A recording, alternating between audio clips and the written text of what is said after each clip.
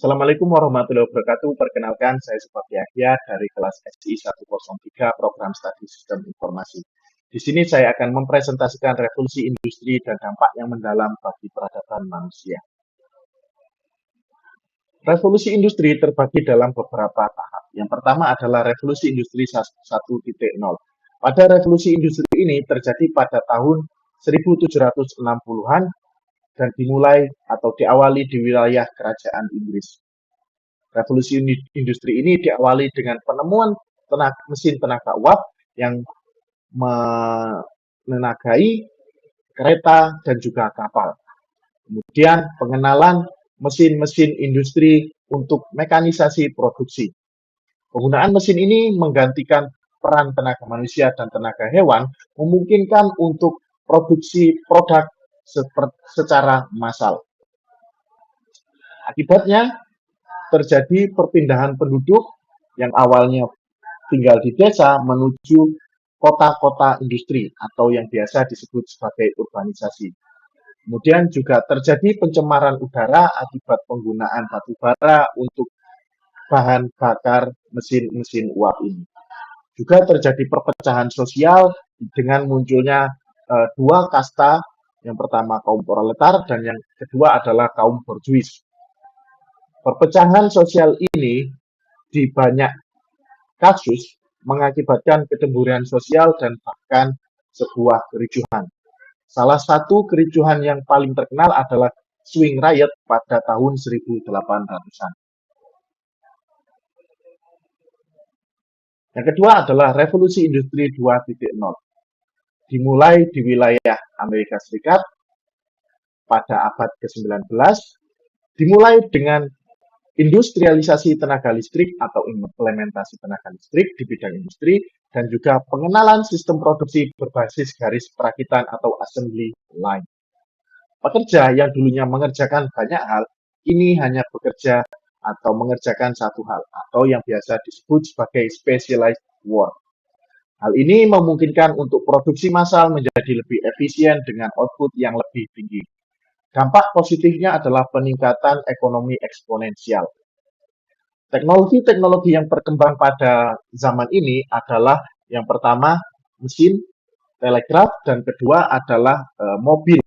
Juga ada beberapa teknologi yang dipatenkan dan masih kita gunakan sampai saat ini.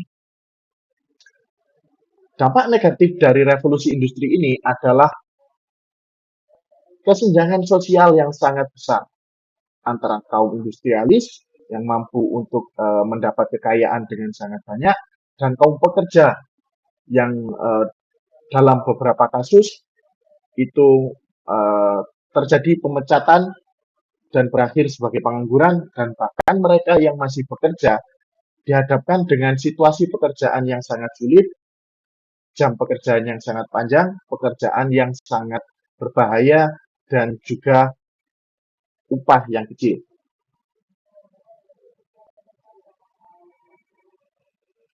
Selanjutnya adalah revolusi industri 3.0. Revolusi industri ini dimulai dengan penemuan komputer, transistor, software, data processing, dan juga teknologi komunikasi digital atau yang biasa kita kenal sebagai internet. Dampaknya pada bidang komunikasi bisa berevolusi dengan sangat besar. Juga tugas-tugas yang dulunya hanya bisa dikerjakan oleh manusia, ini bisa dikerjakan oleh mesin.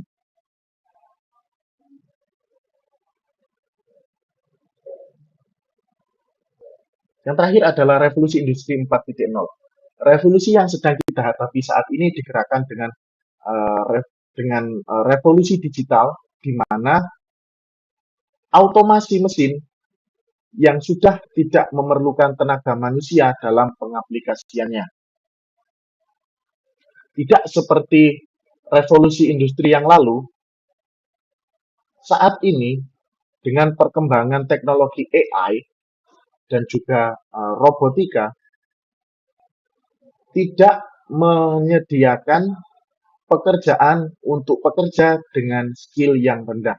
Jadi pekerjaan untuk orang-orang dengan skill yang rendah juga tidak ada.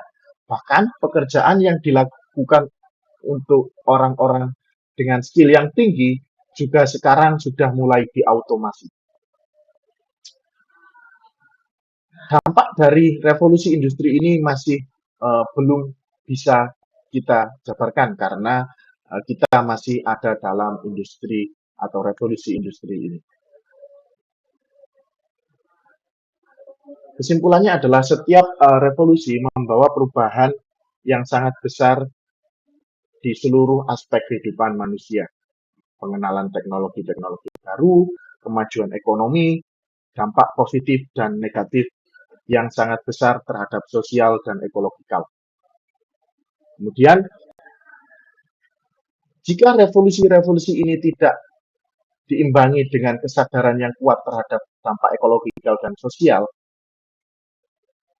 maka eksploitasi terhadap sumber daya alam dan sumber daya manusia juga akan semakin banyak. Seperti yang kita ketahui, untuk membuat sebuah baterai diperlukan banyak sekali mineral yang didapat dari negara-negara berkembang, ditambang oleh orang-orang yang bahkan anak-anak dengan upah yang kecil dan juga lingkungan bekerja yang sangat berbahaya. Maka dari itu, revolusi ini juga harus diimbangi dengan kesadaran yang kuat dari diri kita agar kita juga tidak terlalu larut dalam budaya konsumerisme dan budaya kapitalisme yang mendewakan uang dan menganaktirikan keselamatan dan juga kehidupan manusia. Sekian dari saya. Wassalamualaikum warahmatullahi wabarakatuh.